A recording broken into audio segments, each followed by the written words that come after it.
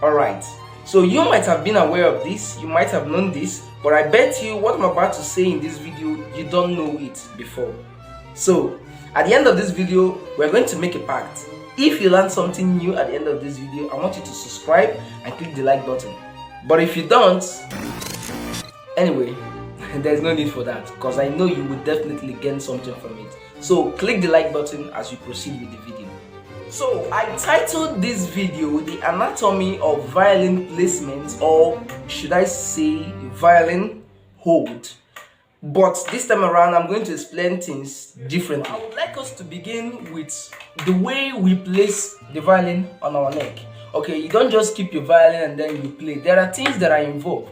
Okay, we have the chin and we have the collarbone. That's why I'm wearing this clothes, so I can show you where the collarbone is. If you look at my chest, you see this bone here, and this bone kind of is like a kind of table.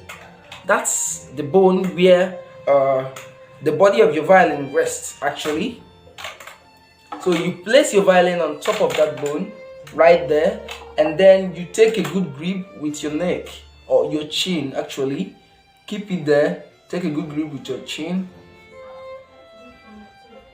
When you look at this, it looks like we've been structured by God for us violinists because of this bone here, which allows us to have a nice grip on our instrument. So with or without shoulder rest, you can still hold your instrument without falling off, unless you have a longer neck actually. So the chain, the collarbone, that is what comes in contact in the holding of the violin. That is what you really need to hold your instrument actually. And see, although you can make a little bit use of your left hand to hold it, add a bit support using your thumb, but make sure that the whole relaxation and the whole dependence is between your chin and your collarbone. Now to the next thing I'm about to tell you, which is most important thing every beginner needs to know. So when you look at the way I'm holding my violin, it seems like it's mystical. If you look at this, you will see that there is a hole. You see that hole there? After holding my violin, I create a space in between the neck of the violin that I'm holding, my thumb and my fingers. I kind of make a C curve. Okay, you can see that. Right. Then to you how you get this. You know, you don't just hold your violin, which I see most beginners do. They kind of relax the neck of the violin on their palm like this, and then they. No, that doesn't make sense at all. So actually, when you want to proper hold of the violin, you get your thumb and your first finger in position.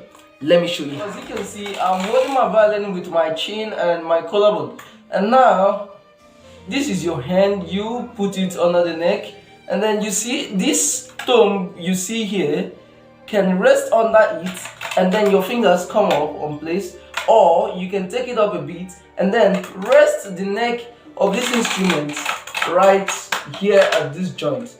This joint is where the neck rests actually.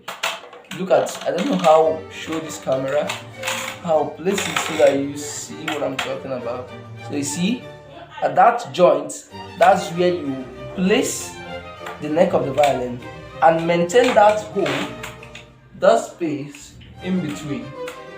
See that hole there, that hole right there, maintain it. So when the violin is resting on this knuckle, on this part of the finger, there is this hole that forms. So you see, you have something like this, and then this hole.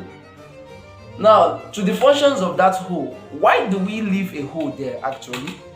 It's actually necessary that we leave a space in between the neck, the hole, one, for the movement of vibrato.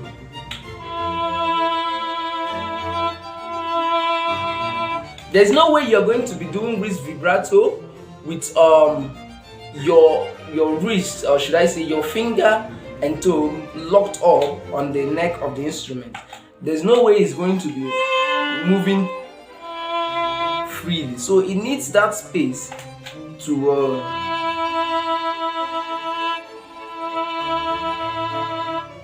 also, that space right there forms another important role in a technique called shifting. When you want to play on a higher note, I'm playing on A now.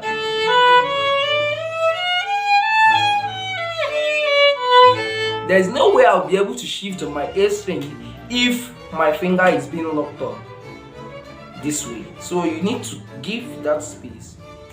Your chin, your thumb, and your first finger knuckle, that's the things you need in holding your violin. So you have resting on your collarbone, holding it with your chin. When you feel a bit relaxed, then you can add up the knuckle of your first finger, place your thumb behind, make sure your hands, your fingers, and your whole arm is standing straight, and then you go.